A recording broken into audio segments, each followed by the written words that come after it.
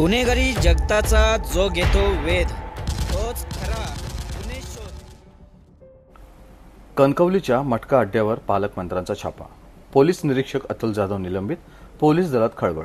नमस्कार, मी धनंजय पवार, गुन्हे शोध न्यूज नेटवर्क या आपल्या आवडत्या यूट्यूब चॅनलवर पुन्हा एकदा हार्दिक स्वागत करतो।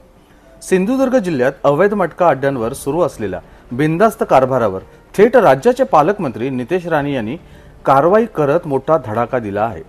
कणकवली शहरातील एका मटका अड्ड्यावर गुरुवारी सायंकाळी त्यांनी स्वतः छापा टाकून पोलीस आणि स्थानिक प्रशासनाला मोठा धक्का दिला। या छाप्यानंतर केवळ 24 तासातच कणकवली पोलीस ठाण्याचे निरीक्षक अतुल जाधव यांना निलंबित करण्यात आलं आहे। या कारवाईमुळे संपूर्ण पोलीस दलात खळबळ उडाले असून इतर अधिकारी व कर्मचाऱ्यांचेही भीतीचे वातावरण आहे। अवैध मटक्यावर थेट छापा, शहरात खळबळ। गुरुवारी सायंकाळी पालकमंत्री नितेश राणे हे अचानकपणे कणकवली शहरात दाखल झाले। त्यांनी कोणतीही पूर्वसूचना न देता थेट एका मटका अड्ड्यावर छापा टाकला। त्या ठिकाणी मोठ्या प्रमाणात अवैध मटका सुरू असल्याचं उघड झालं। विशेष म्हणजे या अड्ड्यावर पोलीस यंत्रणेला कोणतीही कल्पना नसल्याचा दावा केला जात असला तरी स्थानिक नागरिकांच्या म्हणण्यानुसार हा अड्डा अनेक महिन्यापासून बिनधास्त सुरू होता। नितेश राणेंचा स्पष्ट इशारा, गैरधंद्यांना कोणतीही गय नाही।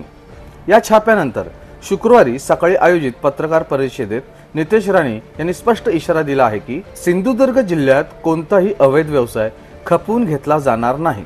अशा धंद्यांना राजकीय किंवा प्रशासकीय पाठिंबा दिला जाणार नाही।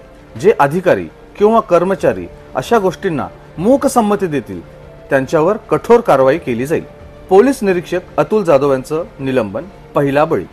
या इशाऱ्यानंतर शुक्रवारी सायंकाळी कोकण परिक्षेत्राचे विशेष पोलीस महानिरीक्षक यांच्या आदेशानुसार कणकवली पोलीस निरीक्षक अतुल जाधव यांना तत्काळ निलंबित करण्यात आलं।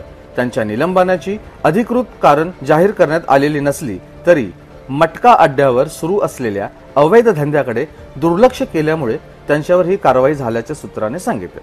पोलीस यंत्रणेत खळबळ, पुढचा नंबर कोणाचा? या निलंबनामुळे जिल्ह्यातील इतर पोलीस ठाण्यातील अधिकारी व कर्मचारी धास्तावले आहेत। पुढील काही दिवसात इतर ठिकाणी अशाच प्रकारचे छापे पडण्याची शक्यता आहे। त्यामुळे आता पुढचा नंबर कोणाचा हा प्रश्न पोलीस वर्तुळात चर्चेचा विषय ठरला आहे। सार्वजनिक प्रतिक्रिया, जनतेचा पाठिंबा, प्रशासनाची कसोटी। या कारवाईमुळे जिल्ह्यातील जनतेत समाधानाचं वातावरण आहे।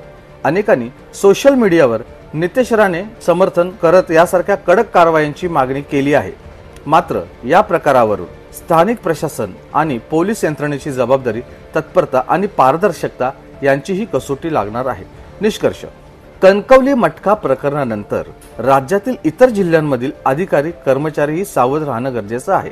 सिंधुदुर्गात सुरू झालेली ही कारवाई आता एक संदेश बनली आहे। अवैध धंद्यांना आणि त्यांचं संरक्षण करणाऱ्यांना माफी नाही। नमस्कार, भेटूया पुन्हा नवीन बातमीवर।